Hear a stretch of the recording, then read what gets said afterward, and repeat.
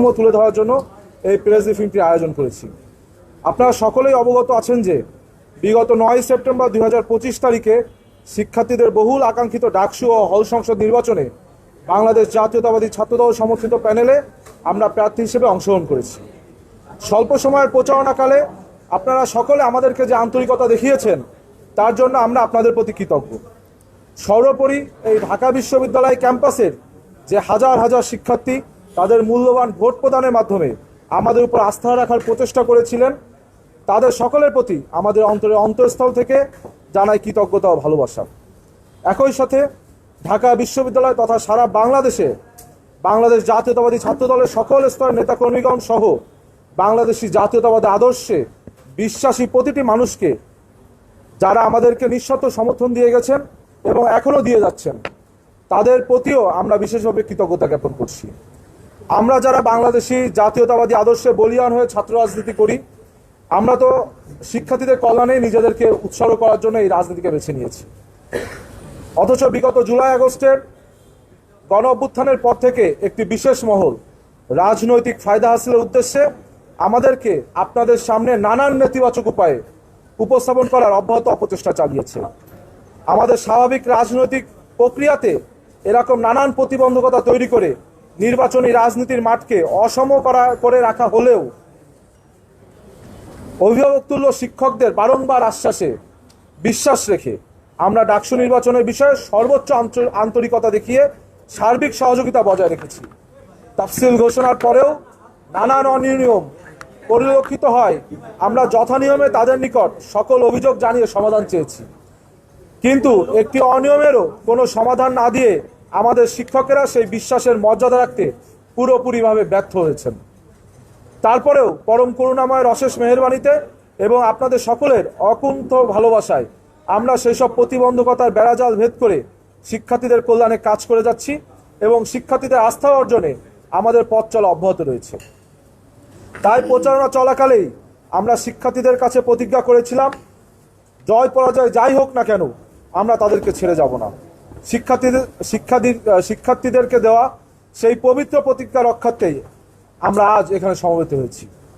সদ্য অনুষ্ঠিত ডাকসু ও হল সংসদ নির্বাচনে সংগঠিত নানান অনিয়ম ও অসঙ্গতি অত্যন্ত দৃষ্টিকটুভাবে আমাদের সকলের চোখে ধরা পড়েছে, যার ফলে শিক্ষার্থীদের পবিত্র ভোটাধিকার প্রয়োগের উৎসবটি হয়েছে নেতিবাচকভাবে প্রশ্নবিদ্ধ। এখন আপনাদের মাঝে ডাকসু ও হল সংসদ নির্বাচন 2025-এ নির্বাচনকালীন বিভিন্ন অনিয়ম এবং অসঙ্গতি হয়েছে যে তার সুস্পষ্ট তথ্যাদি তুলে ধরবেন বাংলাদেশ জাতীয়তাবাদী ছাত্রদল সমর্থিত প্যানেলের ভিপি প্রার্থী আবদুল ইসলাম খান।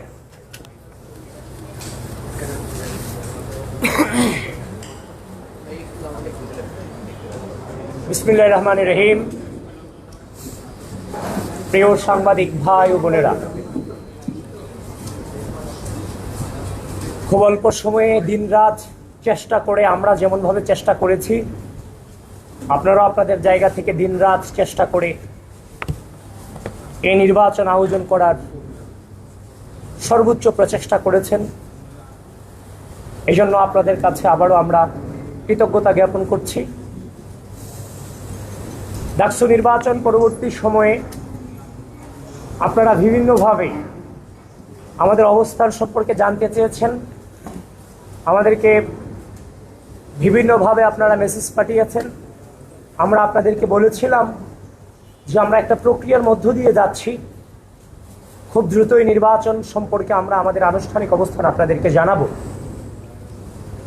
তো নির্বাচন শেষ হয়েছে, প্রায় 2 সপ্তাহ হতে চলল। আমরা আমাদের জায়গা থেকে যে অভিযোগগুলো এসেছে, যেগুলোর প্রমাণ আমরা পেয়েছি, সেগুলো সম্পর্কে ঢাকা বিশ্ববিদ্যালয় নির্বাচন কমিশন এবং ঢাকা বিশ্ববিদ্যালয় প্রশাসনের কাছে আমরা লিখিত আবেদন জানিয়েছি। লিখিত আবেদন জানানোর পরে আমরা দেখতে পাচ্ছি যে সেখানে কালক্ষেপণ হচ্ছে, আমাদেরকে অ্যাভয়েড করে চলার একটা চেষ্টা তারা করে যাচ্ছে, যারই ফলশ্রুতিতে নিয়মের মধ্য দিয়ে একটি সময় পার করার পরে যে অভিযোগগুলো তাদেরকে জানিয়েছি সেই অভিযোগগুলো আপনাদেরকে জানানোর প্রয়োজন বোধ করছি, যারই ফলশ্রুতিতে আজকে আমরা এই সংবাদ সম্মেলনের আহ্বান করেছি। এবং আমি ডাকসু হল সংসদ নির্বাচন 2025-এ নির্বাচনকালীন অনিয়ম ও অসঙ্গতির বিষয়ে আমাদের অবস্থান স্পষ্ট করছি।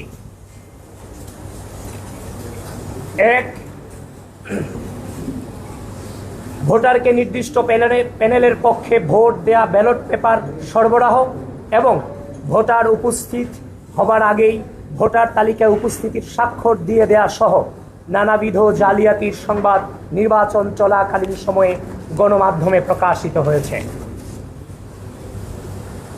বিভিন্ন কেন্দ্রে ভোটার উপস্থিতি ও ভোট প্রদানের হার অসামঞ্জস্যতা পরিলক্ষিত হওয়ায় বাংলাদেশ জাতীয়তাবাদী ছাত্রদল সমর্থিত প্যানেলের প্রার্থীরা সহ অধিকাংশ প্যানেল এবং একাধিক স্বতন্ত্র প্রার্থী ইতিমধ্যেই ভোটার উপস্থিতির তালিকা এবং ভোট কেন্দ্রের সিসিটিভি ফুটেজ চেয়ে ঢাকা বিশ্ববিদ্যালয় প্রশাসন বরাবর আবেদন করেছেন, কিন্তু ঢাবি প্রশাসন সে বিষয়ে বারবার আশ্বাস দিলেও কার্যকর কোনো পদক্ষেপ গ্রহণ না করে কালক্ষেপণ করে চলেছেন। 2, 2019 সালের সর্বশেষ ডাকসু হল সংসদ নির্বাচনে ব্যালট পেপারে ক্রমিক নং না থাকায় ছাত্রলীগ নীরবে ভোট কারচুপির সুযোগ তৈরি করতে পেরেছিল, কিন্তু দুঃখজনকভাবে এবারের নির্বাচনে ব্যবহৃত ব্যালট পেপারেও কোনো ক্রমিক নম্বর ছিল না। এছাড়াও ছাপানো ব্যালট পেপারের সংখ্যা, ভোট কেন্দ্রে সরবরাহকৃত, ব্যবহৃত এবং বাতিল হওয়া ব্যালট পেপারের সংখ্যা এবং ভোট গ্রহণ শেষে ফেরতকৃত ব্যালট পেপারের সংখ্যা এখনো পর্যন্ত কোথাও প্রকাশ করা হয়নি। এমনকি বারবার জানতে চাওয়ার পরেও এ সংক্রান্ত তথ্যাদি কেন্দ্রে দায়িত্বরত পুলিং এজেন্টদেরকে জানানো হয়নি। ফলাফল প্রকাশের পর উল্লেখিত অভিযোগগুলো নিয়মানুসারে চিফ রিটার্নিং অফিসার বরাবর দায়ের করতে গেলে তিনি এসব বিষয়ে ঢাবি প্রশাসনের সাথে যোগাযোগের পরামর্শ দেন। পরবর্তীতে ব্যালট পেপার সংক্রান্ত ইস্যুতে একাধিক প্রার্থী ও পুলিং এজেন্ট কর্তৃক যথাযথ প্রক্রিয়া অনুসারে অভিযোগ দায়ের করার পরও ঢাবি প্রশাসন তদন্তের মাধ্যমে প্রয়োজনীয় ব্যবস্থা গ্রহণ না করে নানা অজুহাতে কালক্ষেপণ করে চলেছেন। প্রিয় সাংবাদিক বন্ধুগণ, আমরা তাদেরকে যথেষ্ট সময় দিয়েছি, আমরা তাদের কাছ থেকে সময় নিয়েছি, এর প্রক্রিয়ার মধ্য দিয়ে কিন্তু সময় নিয়েই আপনাদের সামনে উপস্থিত হয়েছি। এই নির্বাচনের দিন থেকে শুরু করে পরবর্তী সময়ে যে ধরনের অসামঞ্জস্যতা আমরা দেখেছি, আমরা ইচ্ছা করলেই রাজনৈতিক যে সংস্কৃতি বাংলাদেশের ছিল, বিভিন্ন কারচুপি হওয়া এবং নেগেটিভ রেজাল্ট আসার পরে বিভিন্ন আন্দোলন করা, আপনারা আমাদেরকে জিজ্ঞাসা করেছিলেন যে আমরা কোনো আন্দোলনে যাব কিনা, কোনো প্রকার মিছিল মিটিং কিংবা অবরোধে যাব কিনা। আমরা বলেছি আমরা প্রক্রিয়া অনুসরণ করে আমরা সামনে এগুচ্ছি, অতি দ্রুতই আপনারা আমাদের অবস্থান সম্পর্কে জানতে পারবেন। সুতরাং আমরা কিন্তু পূর্বের রাজনৈতিক সংস্কৃতি থেকে বেরিয়ে এসে ধৈর্যের পরিচয় দিয়েছি এবং একটি প্রক্রিয়া অনুসরণ করে বিশ্ববিদ্যালয় প্রশাসনের সাথে এবং আপনাদের সম্মুখে আজকে আসা সম্পূর্ণ প্রক্রিয়া অনুসরণ করে আমরা এখানে এসেছি।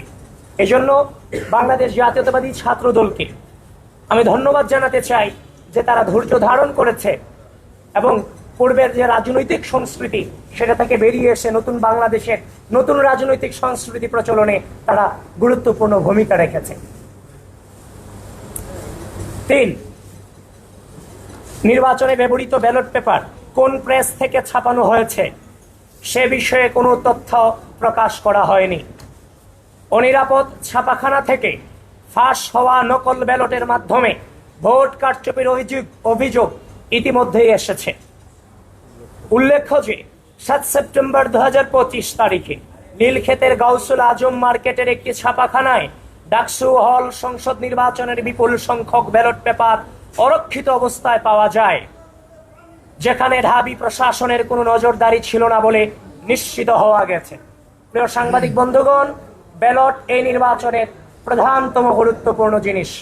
সেই জিনিস অনিরাপদ অবস্থায় 7 তারিখ রাতে সেখানে পড়ে থাকবে, আশা করি সেটা আপনারাও মেনে নেওয়ার মতো পরিস্থিতিতে নেই।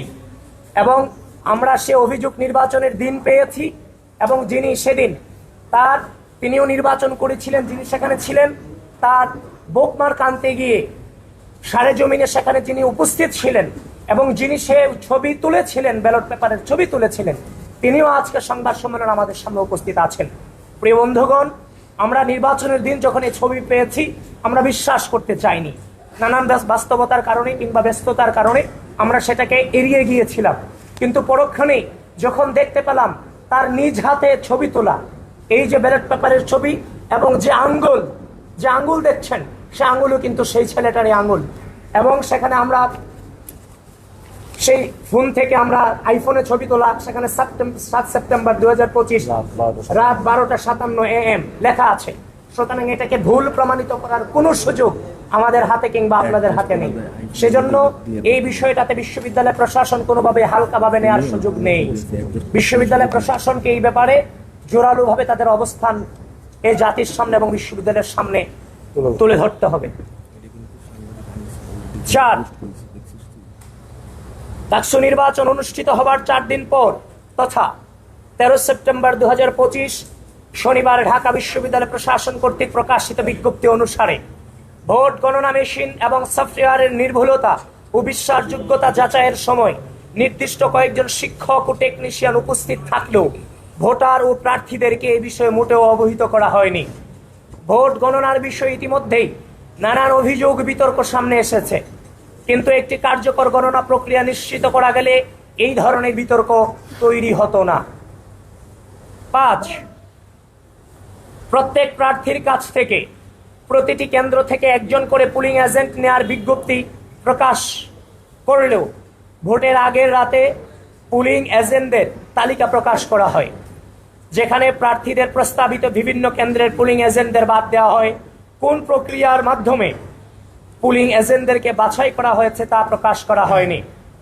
6, ভোট গ্রহণের আগে পুলিং এজেন্টদেরকে আইডি কার্ড সরবরাহ করার কথা থাকলেও তা যথাসময়ে সরবরাহ করা হয়নি, যার কারণে অনেক পুলিং এজেন্ট যথাসময়ে ভোট কেন্দ্রের সম্মুখে উপস্থিত হয়েও ভোট কেন্দ্রে প্রবেশ করতে পারেনি, এবং অনেক ভোট কেন্দ্রে পুলিং এজেন্টের অনুপস্থিতিতে পক্ষপাত দুষ্ট অবস্থায় ভোট গ্রহণ শুরু হয়।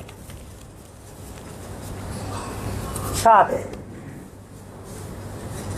একটি নির্দিষ্ট প্যানেল বাদে সকল প্রার্থী ও প্যানেলকে জানানো হয়েছিল যে 8টি ভোট কেন্দ্রে ভোট গ্রহণ হবে, কিন্তু ভোট গ্রহণের দিন দেখা যায় যে 8টি ভোটিং এরিয়ায় মোট 18টি ভোট কেন্দ্রে ভোট গ্রহণ করা হচ্ছে, যে কারণে ওই নির্দিষ্ট প্যানেল ব্যতীত আর কোনো প্রার্থী বা প্যানেল 18টি কেন্দ্র অনুসারে পুলিং এজেন্ট নিয়োগ করতে পারেনি।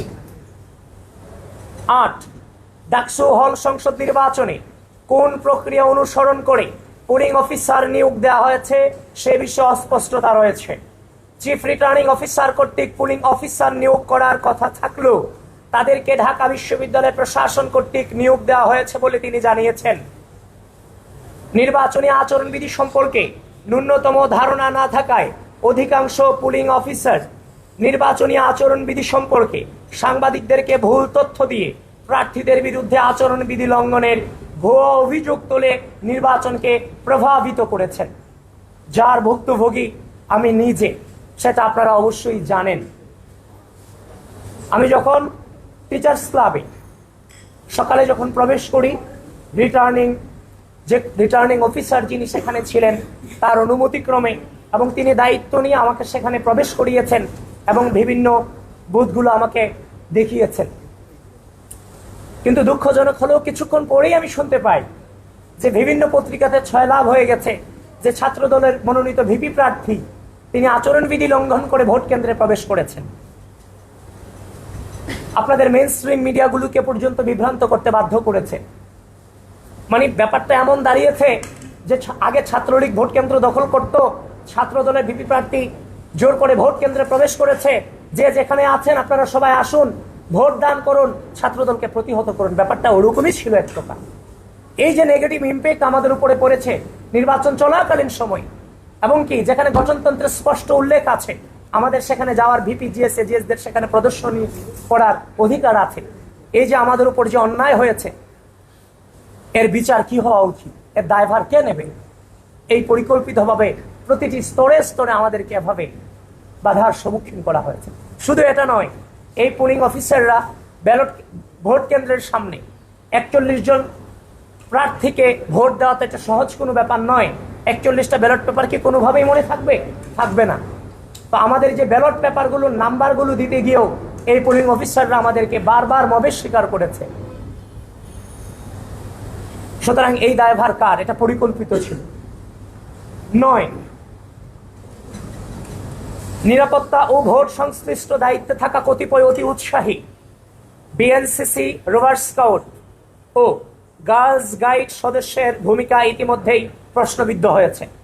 নির্বাচনের দিন ক্যাম্পাসের প্রবেশ মুখে নিরাপত্তার দায়িত্বরত কতিপয় বিএনসিসি, রোভার স্কাউট ও গার্লস গাইড সদস্যের সহায়তায় একটি নির্দিষ্ট গোষ্ঠীকে ক্যাম্পাসে অবাধে প্রবেশের সুযোগ দেওয়া হয়েছে বলে শিক্ষার্থীদের পক্ষ থেকে একাধিক অভিযোগ এসেছে এবং একাধিক বহিরাগত শিবির কর্মীকে শিক্ষার্থীরা হাতে নাতে ধরে প্রক্টর অফিসে সোপর্দ করেছিল। 10, ভোট গণনার সময়ে পুলিং এজেন্টদেরকে কার্যত নিষ্ক্রিয় ভূমিকা পালন করতে বাধ্য করা হয়েছে। ভোট গণনা প্রক্রিয়ার সাথে পুলিং এজেন্টদেরকে যথাযথভাবে যুক্ত না করায় এবং প্রক্রিয়ায় ত্রুটি থাকার প্রতিবাদে বাংলাদেশ জাতীয়তাবাদী ছাত্রদল সমর্থিত প্যানেলের সকল পুলিং এজেন্ট সহ অধিকাংশ প্রার্থীর পুলিং এজেন্ট রেজাল্ট শিটে স্বাক্ষর না করেই ভোট কেন্দ্র ত্যাগ করেছেন। 11, ডাকসু ও হল সংসদ নির্বাচনে অস্বচ্ছ ব্যালট বাক্স ব্যবহার করার কারণে বিভিন্ন অভিযোগ ও বিতর্ক তৈরি হয়েছে। তাছাড়া অধিকাংশ বুথে নির্বাচনের দিন বেলা 11টার পর থেকে বেলা 11:30টার পর থেকে মার্কার পেন না থাকায় ভোটারদেরকে বল পেন দিয়ে ব্যালট পেপারে ক্রস চিহ্ন দিতে হয়েছে। বল পেনে ক্রস চিহ্ন দেওয়া ভোটগুলো ওএমআর মেশিন সঠিকভাবে রিড করতে পারেনি বলে অনেক ভোট গণনা করা হয়নি বলে পুলিং এজেন্টরা লক্ষ্য করেছিলেন। একটি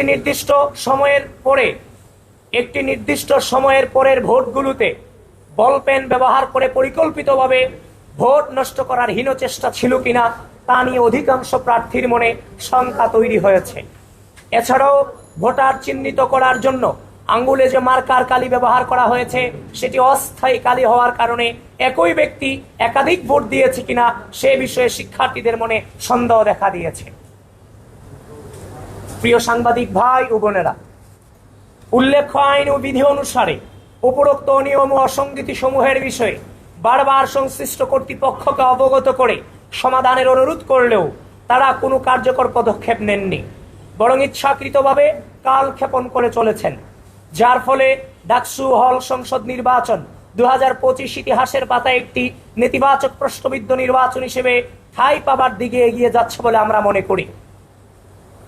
গণতান্ত্রিক মূল্যবোধের ধারক বাহক যে সংগঠনের সকল পর্যায়ের নেতাকর্মীদের সুদীর্ঘ সংগ্রাম ও সর্বোচ্চ আত্মত্যাগের উপর ভিত্তি করে বাংলাদেশ গণতান্ত্রিক পুনরুজ্জাগরণের দিকে এগিয়ে যাচ্ছে, সেই বাংলাদেশ জাতীয়তাবাদী ছাত্র দলের প্রতিনিধি হিসেবে গণতান্ত্রিক প্রক্রিয়াকে এভাবে ভুলুণ্ঠিত হতে দেখা আমাদের জন্য চরম হতাশাজনক ও কষ্টদায়ক। আমরা তারপরও আশা রাখব যে ঢাকা বিশ্ববিদ্যালয় প্রশাসন গণতান্ত্রিক মূল্যবোধের অন্যতম স্তম্ভ স্বচ্ছতা ও জবাবদিহিতার পথে ফিরে এসে উপরোক্ত অনিয়ম এবং অসঙ্গতি সমূহের বিষয়ে যথাযথ তদন্তপূর্বক সকলের সামনে সত্য উন্মোচন করবে। প্রিয় সাংবাদিক ভাই ও বোনেরা, আপনারা কষ্ট করে এসেছেন, আপনাদের প্রতি আবারও আমাদের প্যানেলের পক্ষ থেকে কৃতজ্ঞতা শেষ করছি। বাংলাদেশ জিন্দাবাদ।